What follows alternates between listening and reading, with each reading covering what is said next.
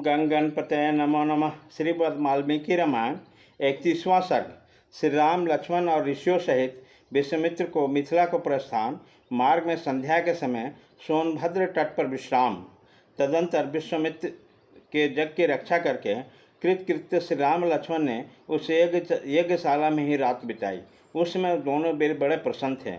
उनका हृदय हर्षोल्लास से परिपूर्ण था।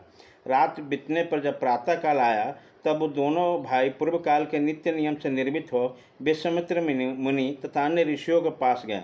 वहाँ जाकर उन्होंने प्रज्वलित अग्नि के समान तेज श्रेष्ठ मुनिश्रेष्ठ विश्वामित्र को प्रणाम किया और मधुर भाषा में यह परम उदार वचन कहा। मुनिवर, हम दोनों किंकर आपकी सेवा में उपस्थित हैं। मुनिश्रेष्ठ, आज्ञा कीजिए, हम क्या सेवा करें।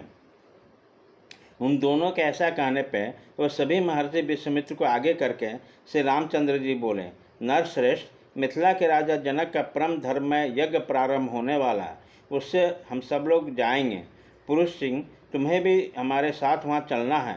वहाँ एक बड़ा सा अद्भुत धनुष रत्न है, तुम्हें उसे देखना चाहिए। पुरुष परवर, पहले कभी यज्ञ में पधारे हुए देवताओं ने जनक के किसी पूर्व पुरुष को ये धनुष दिया था। ये कितना प्रबल और भारी है, इसका कोई माप तोल नहीं है। यह बहुत ही प्रकाशमान एवं भयंकर है। मनुष्य को तो बात ही क्या है, देवता, गंधर्व, असुर तथा राक्षस भी किसी तरह उसकी प्रत्यंचा नहीं चढ़ा पाते। उस धनुष की शक्ति का पता लगाने के लिए कितने ही महाबली राजा और राजकुमार आए, किंतु कोई भी उसे चढ़ा न सके। ककुत्स कुल नंदन पुरुष सिंह राम, वहाँ चलने से तुम महामणि मिथिला नरेश के उस धनुष को तथा उनके परम अद्भुत यज्ञ को देख सकोगे। नरश्रेष्ठ, मिथिला नरेश ने यज्ञ के फल रूप में उस उत्तम धनुष को मांगा था, अतः संपूर्ण देवताओं तथा भगवान शंकर ने उन्हें धनुष प्रदान किया था। उस धनुष का मध्य भाग, जिसे मुट्ठी से पकड़ा जाता है, बहुत ही सुंदर है। रघुनंदन, राजा जनक के महल में वो धनुष पूजनीय देवता के भांति प्रतिष्ठित है और नाना प्रकार के गंध, धूप, अंगूरों आदि सुगंधित पदार्थों से उसकी पूजा होती है। ऐसा कहकर मुनिवर विश्वामित्र जी ने वन देवताओं से आज्ञा ली और ऋषि मंडली तथा राम लक्ष्मण के साथ वहाँ से प्रस्थान किया। चलते समय उन्होंने वन देवताओं से कहा, मैं अपना यज्ञ कार्य सिद्ध होने पर इस सिद्धाश्रम से जा रहा हूँ। गंगा के उत्तम तट पर होता हुआ हिमालय पर्वत की उपत्यका में जाऊँगा। आप लोगों का कल्याण हो। ऐसा कहकर तपस्या के धनी मुनिश्रेष्ठ कौशिक ने उत्तर दिशा की ओर प्रस्थान आरंभ किया।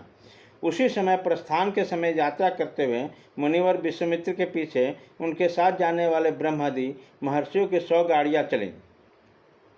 सिद्धाश्रम में निवास करने वाले मृग और पक्षी भी तपोधन विश्वामित्र के पीछे जाने लगे। कुछ दूर जाने पर ऋषि मंडली सहित विश्वामित्र ने उन पशु पक्षियों को लौटा दिया। फिर दूर तक का मार्ग तय कर लेने के बाद सूर्य को अस्ताचल को जाने लगे। तब उन ऋषियों ने पूर्ण सावधान रहकर सोनभद्र के तट पर पड़ाव डाला। जब सूर्यदेव अस्त हो गए तब स्नान करके उन सब अग्निहोत्र का कार्य पूरा किया। इसके बाद अमित तेजस्वी ऋषि मुनिवर विश्वामित्र को आगे करके बैठे।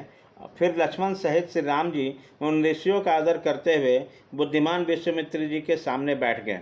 तत्पश्चात महातेजस्वी श्री राम ने तपस्या के धनी मुनिश्रेष्ठ विश्वामित्र से कौतूहल पूर्वक पूछा, भगवान, ये हरे भरे समुद्रशाली वन से सुशोभित देश कौन सा है? मैं इसका परिचय सुनना चाहता हूँ। आपका कल्याण हो। आप मुझे ठीक ठाक इसका रहस्य बताइए। श्री रामचंद्र जी के स्पर्श से प्रेरित होकर उत्तम व्रत का पालन करने वाले महातपस्वी विश्वामित्र ने ऋषि मंडल के बीच उस देश का पूर्ण रूप से परिचय देना प्रारंभ किया। इस प्रकार श्री वाल्मीकि निर्मित आर्ष रामायण आदि काव्य में बालकांड में 31वां सर्ग पूरा हुआ।